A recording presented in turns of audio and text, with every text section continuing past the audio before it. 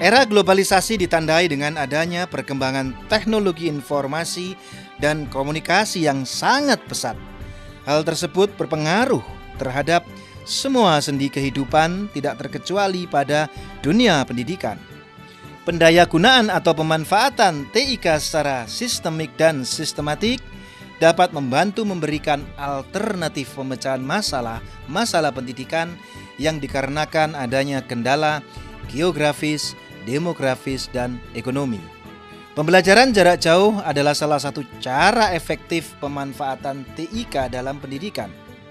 Mudahnya akses internet, beragam konten pendidikan yang ada di dunia maya bisa dimanfaatkan oleh banyak kalangan, khususnya siswa-siswi SMA.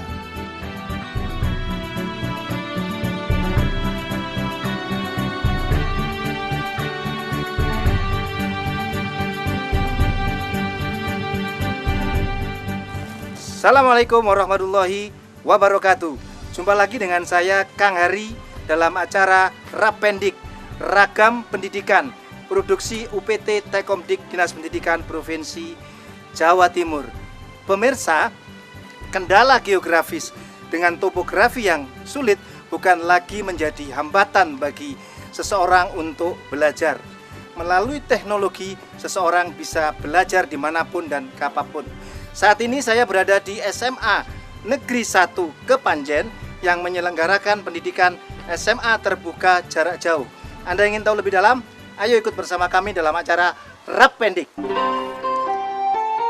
SMA terbuka adalah sekolah yang dikhususkan untuk siswa kurang mampu dan berdomisili di daerah tertinggal. Pemerintah berharap dengan pemanfaatan tab sebagai media belajar akan lebih memudahkan siswa mempelajari bahan ajar serta mempermudah akses komunikasi dengan tutor SMA terbuka. Pemirsa, siswa SMA terbuka tidak ubahnya seperti siswa SMA reguler lainnya. Yang membedakan adalah jam belajar dan pelaksanaan pembelajarannya. Tidak seperti siswa sekolah reguler yang setiap hari masuk sekolah dan melaksanakan pembelajaran di kelas, SMA terbuka lebih fokus pada pembelajaran mandiri di rumah dengan e-book yang diinstal dalam tablet serta sesekali tatap muka dengan tutor jika dibutuhkan. Pemirsa, untuk mengetahui apa itu belajar mandiri lebih dalam, saat ini saya bersama siswa-siswi SMA terbuka jarak jauh Kepanjen, Malang. Mengapa memilih sekolah SMA terbuka ini, Mas siapa? Arifin. Mas Arifin. Ya. Bisa dibantu? Karena saya sendiri juga bekerja ya. Terus lagi sekolahnya tuh nggak seperti kayak reguler. Jadi harus pergi ke kelas itu tiap hari. Gak kudu absen bendino. Iya. Kalau di semua jujur kan bisa lewat media online dan itu bisa kapanpun dan dimanapun. Nggak terikat waktu kan? Iya. Terus dalam belajar mandiri itu sebenarnya bagaimana sih? Siapa yang bisa terangkan tadi?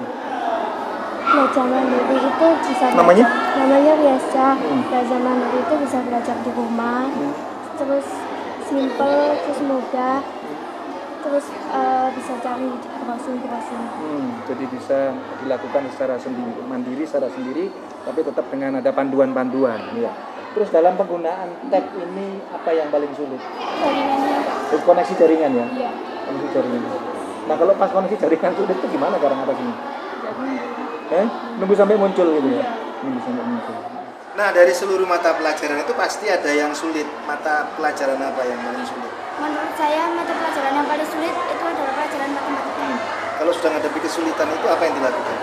Mungkin kadang juga bertanya melewati email atau bertanya melewati media online. Melalui media online lewat apa LMS? Ya. Berarti kesulitannya bisa diatasi dong? Bisa. Iya. Mas bisa disampaikan harapannya sekolah di SMA terbuka ini? Lebih maju dan SMA terbuka lebih maju. ya Terus motivasinya sendiri bagaimana setelah lulus nanti?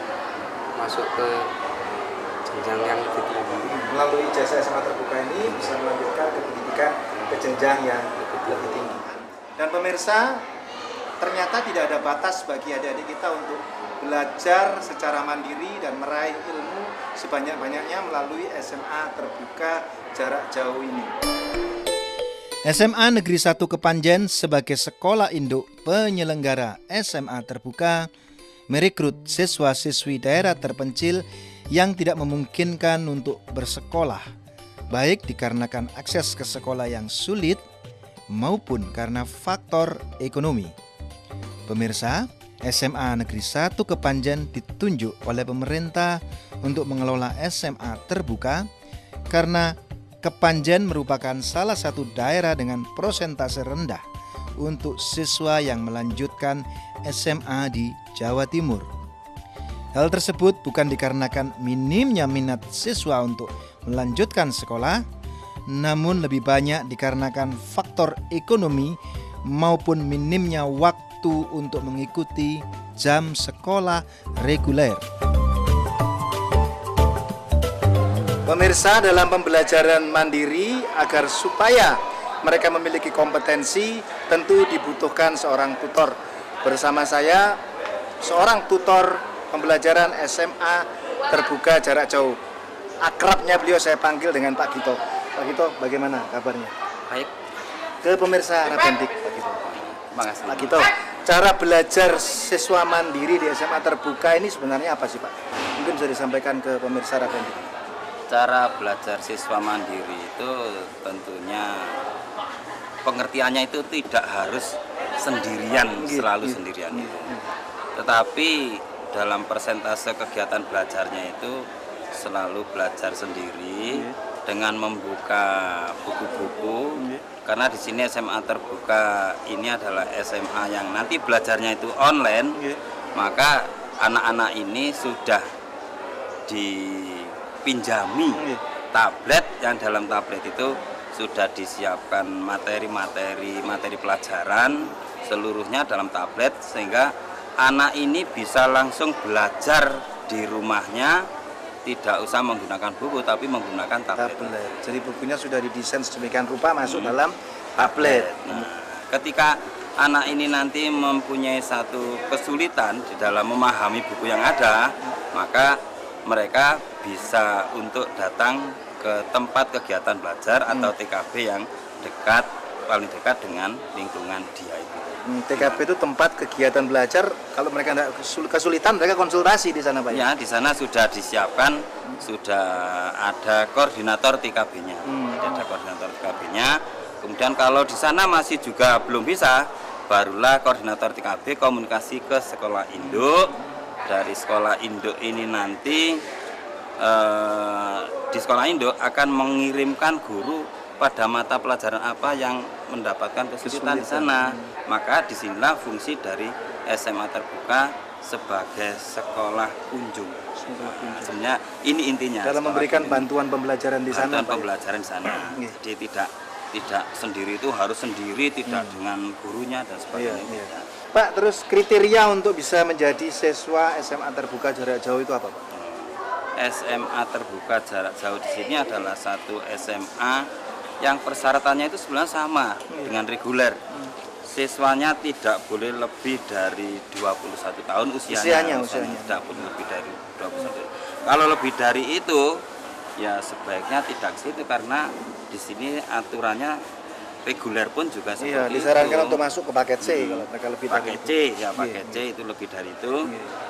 Ya harus lulus SMP kan, Pak? Harus lulus SMP, MTS. Yang dibuktikan dengan ijazah, atau Pak, ya? paket B harus ada ijazah. Kalau tidak ada seperti itu, ya harus ada surat keterangan dari sekolah itu ini sudah lulus karena ya terserah. Pak, terus kendala yang selama ini dihadapi apa, Pak? Kendala dari siapa ini? Dari siswa atau dalam proses kegiatan pembelajaran, Pak? Dalam proses pembelajarannya ini sebetulnya ada hal-hal yang perlu kita cermati di sini. SMA terbuka ini adalah untuk anak yang karena kendala sosial, karena kendala ekonomi. Nah, kendala ekonomi ini ada beberapa permasalahan. Anak-anak ini banyak yang bekerja. Nah, karena banyak yang bekerja itu kadang-kadang untuk datang ke induk, karena jadwal induk itu ada, mereka harus datang ke induk. Kendala waktu Pak ya? Kendala waktu untuk datang ke induk, tapi oleh juraganya gitu. Nah, pemilik perusahaannya itu tidak diizinkan. Ini yang kasihan ini. Ada juga seperti itu. Kadang-kadang telepon, Pak Gito, saya tidak bisa hadir karena juragan tidak mengizinkan. Juragan menyebutnya juragan. Pak, status ijazah dan bagaimana proses ujiannya ini bagaimana Pak? Gitu ya. Jadi anak-anak ini pada saat-saat tertentu harus juga masih ke induk. Induknya SMA Negeri 1 Kepanjen, misalnya pada saat ulangan akhir semester, UAS itu Pak ya? UAS itu mereka harus datang ke sini. Pada saat ujian terakhir itu harus juga ke sini. Nah, kalau sudah dapat ijazah, status ijazah ini adalah sama dengan status ijazah induk.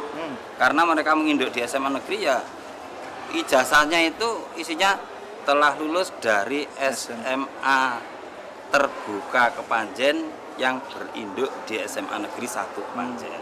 Yang tanda tangan di bawah adalah kepala SMA negeri 1 Kepanjen. Jadi sama, statusnya sama, harganya juga sama. Nilainya sama dengan mereka yang formal Pak ya?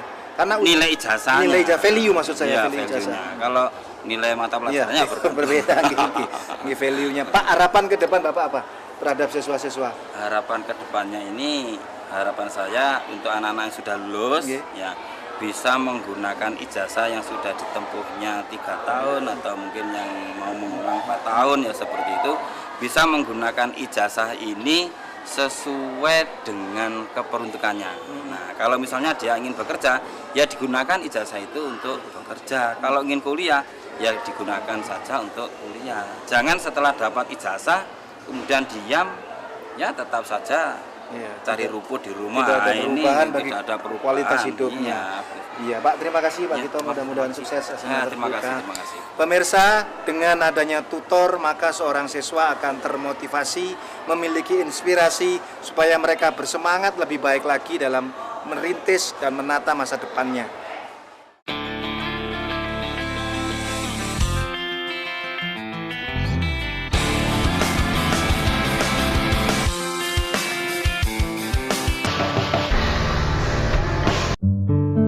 Dengan didukung fasilitas perangkat tablet yang disediakan, pemerintah berharap pelaksanaan belajar mandiri siswa lebih mudah.